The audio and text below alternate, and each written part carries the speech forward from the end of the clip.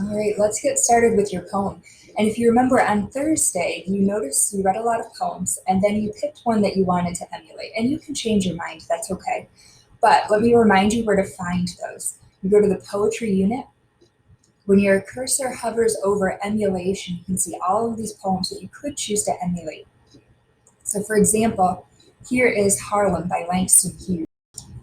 And I put together a template for you. You can literally copy and paste this right into your emulation poem document and fill in the blanks. What happens to and down here I have some topic ideas. What happens to a dream? What happens to a nightmare?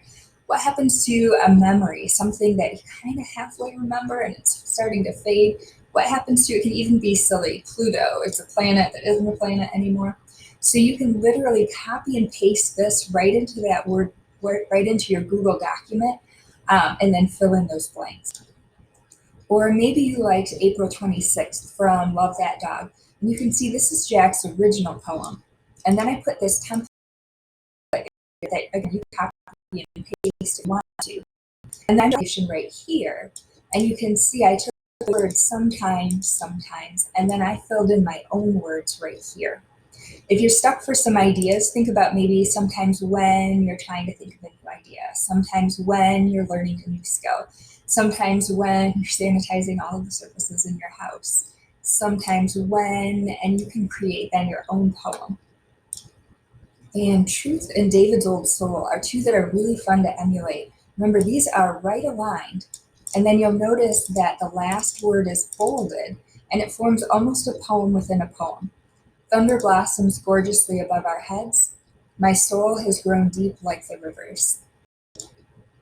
And some of you liked Abandoned Farmhouse and Fowl Shop. You can absolutely use those ideas. I didn't have enough room to put the template right there, but if you click on these, you should be able to pull up a template that you can then copy and paste into your own unique Word document.